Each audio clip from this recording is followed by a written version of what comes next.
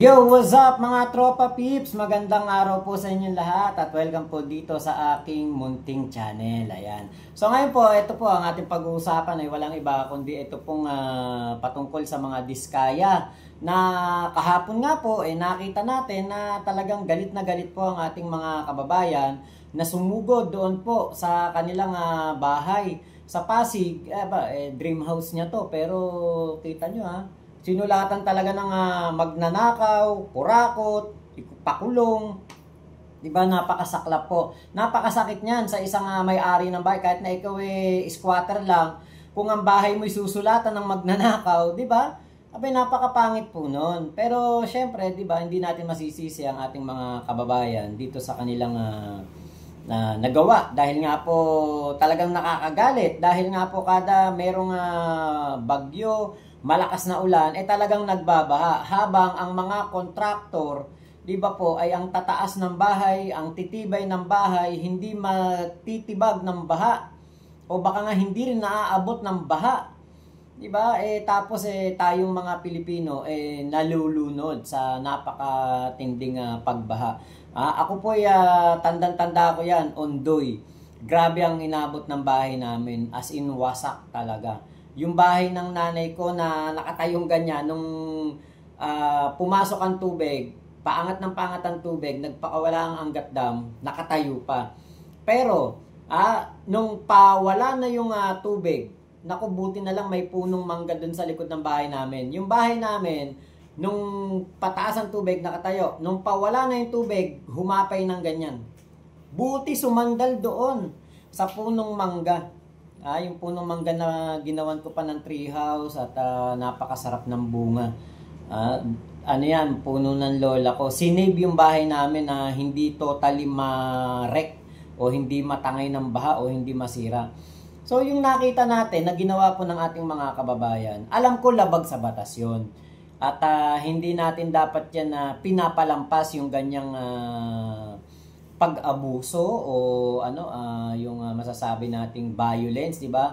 Dapat hindi po tayo gumagawa ng ganyan. Hayaan natin na ang batas ang humabol dito sa mga diskaya at sila po ay pagbayarin kung meron man silang mga nagawang kasalanan, kung sila may sangkot sa mga anomalyang proyekto at mga pagnanakaw sa kaban ng bayan. Diba? Hayaan po natin na ang batas ang kumilos. Meron na po tayong due process ngayon. Hindi na po ito panahon ni Digong. Sigurado ako na kahit sino pa ang merong kinalaman ngayon sa nangyaring anomalya sa flood control, sigurado po ako na pagbabayarin niya ng ating Pangulong Bongbong Marcos.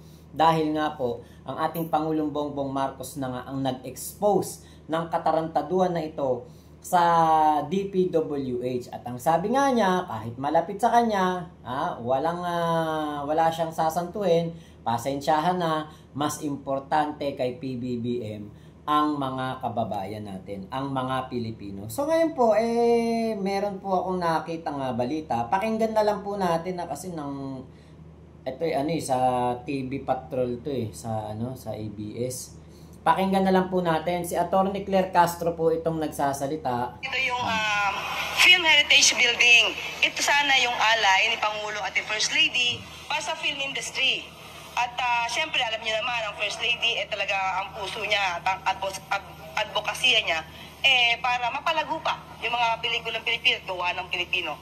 Pero, itong building na to, instead na ngayon dapat, ito-turn over dahil ngayon yung supposed to be tapos na, September 4, 2025, makikita natin kung paano ba ito nagawa at bakit nakakadismaya. At ang building na to, ang contractor na to, ay ang Great Pacific Builders and General Contractor Incorporated. Isa ito sa mga korporasyon ng mga diskaya. So you said, bakit po siya nakakadismaya? Makikita po natin mamaya, itutur ko po kayo, ipapakita natin, nakita niyo po yung downspot kanina, hindi siya normal. Dahil pagtulo ng tubig ulan, diretso sa kalsada, lahat ng taong dadaan, pwedeng mabasa. So hindi lang po yan, marami pa po. Makikita niyo po, may mga water leaks na po, mamaya pag nakita niyo po yan. So yun po. At hindi pa po ito talaga natatapos. Makikita niyo po lahat mamaya kung bakit nakakadismaya, bakit mismong gobyerno pa talaga, ito pang mismong proyekto na to ang parang niloko pa ng mga diskaya. Supposedly po, today matatapos. Yes. Pero dahil po marami tayong nakitang problema, paano po natin, may habol ba tayo? Definitely, kasi kung mapapakita talaga natin, at makikita naman natin kung bakit nagkaganito, kung wala silang valid reason, kung bakit hindi nila ito na i-turn over ng tama at naaayon sa kontrata, pwede sila makasuhan. Unang-una, civil liability, meron to. Diba? Kung meron makikitang panloloko, hindi maikakaila na pwede sila makasuhan ng estafa. Kasi po na record magkano yung kontrata. Okay. Lumalabas po dito yung revised contract amount is 107,983,128.81. So, gusto ko lang mapasabi sa inyo, ang kontratang ito, yung contractor dito, hindi lang pang baha, pang building pa. By showing us this is like, what point are you trying? What are you trying to tell us? Lumalabas dito, hindi lang mukhang flood control projects ang naaapektuhan. Maraming infrastructure, mga buildings, mga programa ng gobyerno ang mukhang maaapektuhan dito. Kaya tuloy-tuloy ang pag-iimbestiga ng Pangulo dito. Is it also under DPWH? Yes, ang kontrata is under DPWH. Ayan. So, isa na namang proyekto ng gobyerno ang palpak. At sabi nga po dito ni Atty. Claire Castro ay dismayado.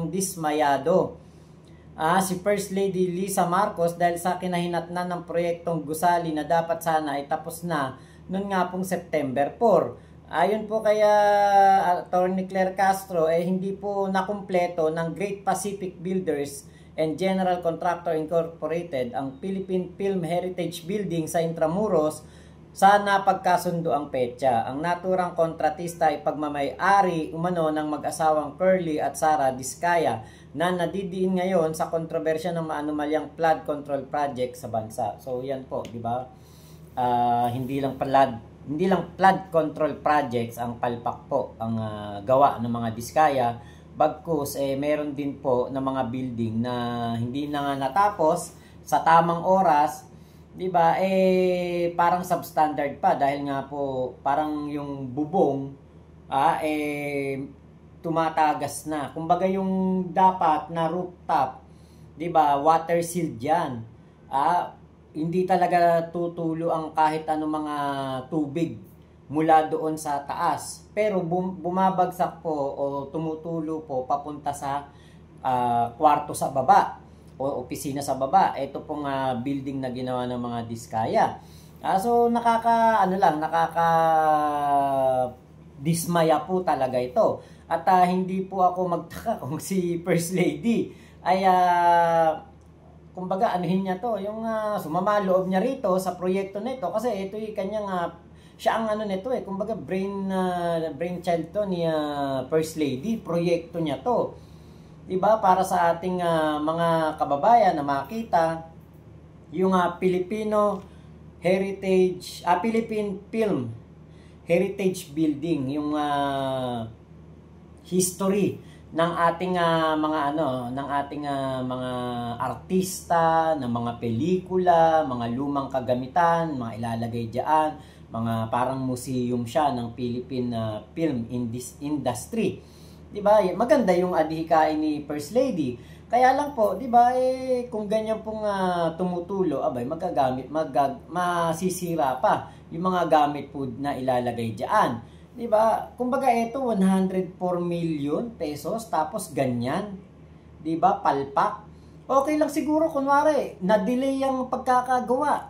Hindi agad natapos. Pero talagang materyales puertes, talagang pulidong-pulido ang pagkakagawa. 'Di ba? Yun ang maganda na proyekto. Okay lang kahit delay. Kasi may mga dahilan naman niya kung ba't na-delay. Bumagyo, nagbaha, maraming naging problema, 'di ba? Matatanggap pa 'yan. Ng ating First Lady kung ito pong kanilang proyekto ma-delay man, 'di ba? Pero ang importante ay maayos at maganda ang pagkakagawa. Kaya lang pag po ganyan na matagal na gawa, delayed, tapos palpak pa ang mga pagkakagawa, talaga pong kahit naman sino yata ay magagalit. Di ba po?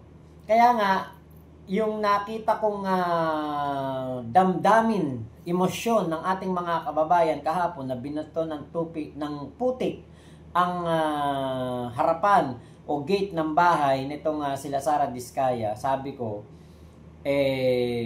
parang nasabi ko sa sarili ko, parang deserve na magano ng mga Diskaya. Kasi talaga pong magagalit ang mga Pilipino sa kanila. Bakit? Ang dami pong pulube na nasa lansangan. Alam niyo po, kagabi habang kami namamasyal dito po sa lugar na pinuntahan namin, nakita ko na mayroon pong mga pulubi dito. Marami. Kahit saang sulok ng bansa may pulube.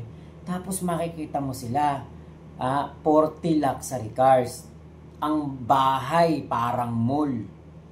Ang bahay building na malaki. 'Di ba? Talagang yung damdamin ng mga Pilipino po, syempre. 'Di ba? Yung nakita natin na ginawa kahapon ng mga rallyista sa harapan ng bahay ni Sara Diskaya at Curly. Yan ang damdamin ng mga Pilipino sa kanila ngayon. Majority. Kaya ikay maka-BBM, kaya ikay maka-DDS, kaya ikaw ay pro-government o anti-government. Yan ang nararamdaman nila. Yung nakita natin kahapon. Kaya, di ba, wala tayong magagawa sa kanila eh. Hanggat walang napapatunayan na sila po'y lumabag sa batas, hindi sila makukulong. Hanggat sila po ay ang kanilang mga magiging problema ay pwedeng solusyonan ng pera, hindi po sila makukulong. Diba? Yung mga sasakyan nila, mali ang tax, diniskwento ang tax, mali ang pagkakwenta sa tax, babayaran lang din po nila yun. Hindi po sila ipapakulong.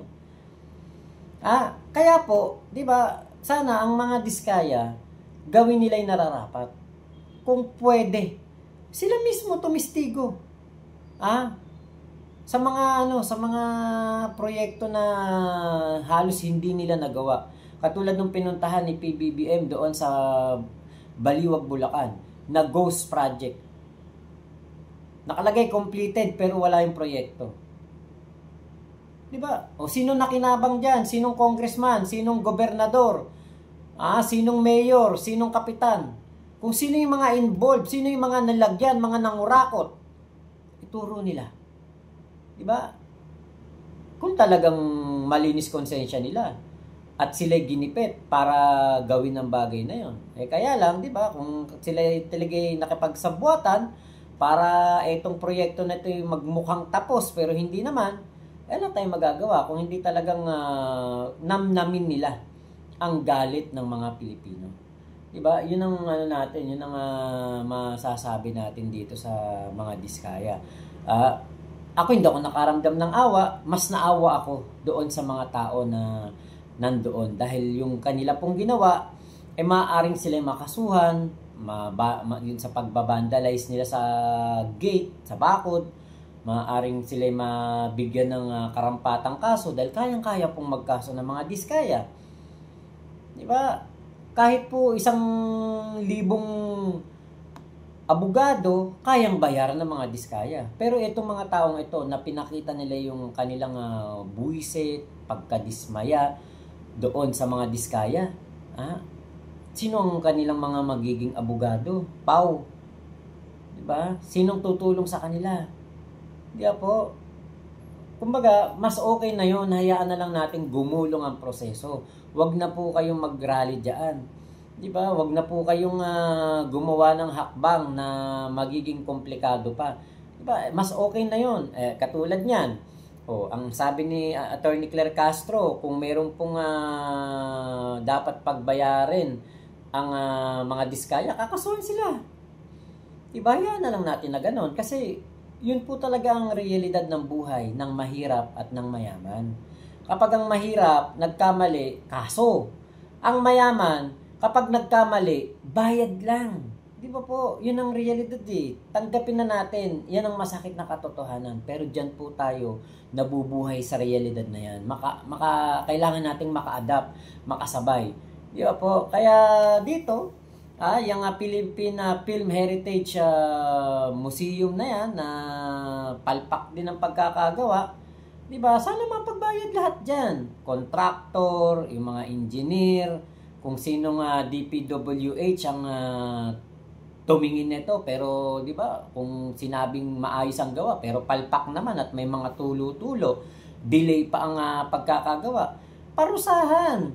Di ba alam niyo po, kapag merong naparusahan dito sa kampanya ng ating Pangulong Bongbong Marcos sa Flood Control Project Anomaly, naku po, sabi ko sa inyo, talagang ang ating pong Pangulong Bongbong Marcos mas mamahalin ng mga Pilipino. So, yun lamang po. Maraming salamat sa pagsama nyo sa aking vlog na ito. Ingat po kayo. Nasa mang panig kayo ng mundo. Momo, chup chup. Love you. God bless us all, Pilipinas. God first. At naku sabi ko sa inyo ako'y namasyal-pasyal muna. Ayan. Andito po kami ngayon sa